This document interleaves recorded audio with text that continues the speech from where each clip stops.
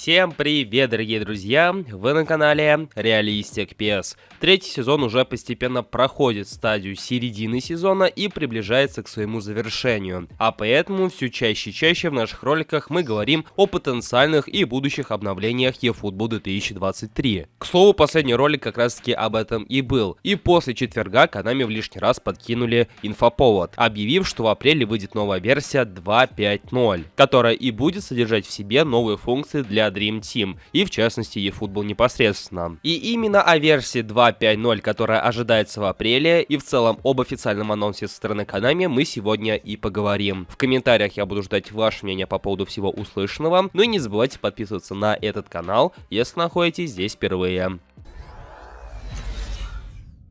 Как я и люблю, начинаем мы постоянно издалека, чтобы вы осознавали весь контекст предшествующих слухов и официальных новостей со стороны Konami. Дело в том, что до официальных новостей со стороны Konami, а именно до четверга, за несколько дней до этого была информация от Ренана Гальвани, что именно в этот день, ну или скорее всего в начале следующей недели, Konami объявит о мартовском обновлении, которое будет предшествовать четвертому сезону. Да и в целом, как мы рассуждали в предыдущем ролике, в марте вроде как также ожидается обновление, опять же перед началом четвертого сезона.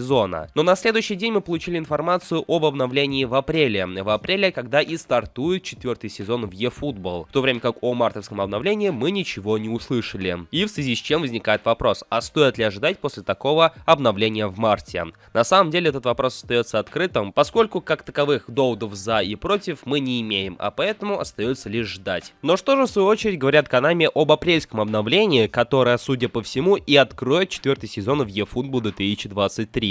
А оно ожидается более чем глобальным, с добавлением новых функций, о которых мы рассуждали еще давным-давно, когда Konami их анонсировали вместе с другим февральским обновлением. А именно, среди новых функций, которые Konami обещает в апрельском обновлении, упоминаются дополнительные места для игроков в разделе «Моя команда», в то время как сейчас у пользователей может быть не больше 500 игроков в составе, они увеличат это количество до 900. Также появится новая функция, позволяющая добавлять имеющимся игрокам новые навыки, и таким образом будет добавлено около 5 слотов дополнительных навыков, и у каждого футболиста может быть до 15 игровых навыков. Ну и также, что немаловажно, добавят предметы для продления контракта с игроками и способами их получения, то есть тот самый извечный вопрос, который волновал на протяжении всего года игроков, как же продлевать контракты с футболистами, Konami собираются решить и его. Они не уточняют, как именно игроки будут их получать и как именно мы будем их использовать, но сам факт, что они что-то собираются предпринять в этом отношении, он несомненно радует. Ну и в конце возникает новая функция, которая не была упомянута в предыдущих анонсах, а именно перенос мастерства, которая, по словам разработчиков,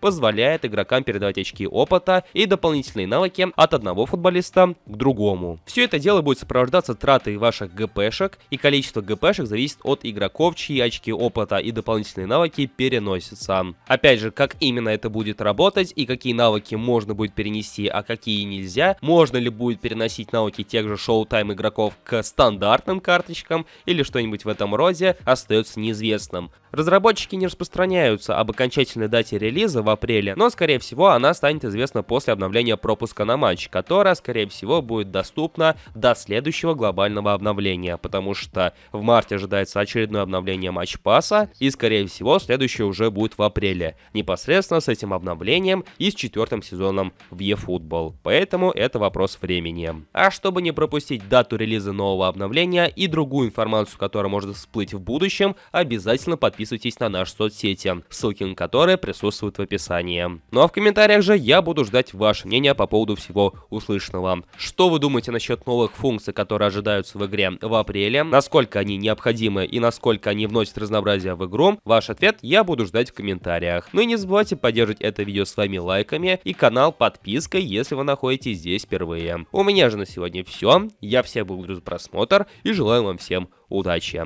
Всем пока, дорогие друзья.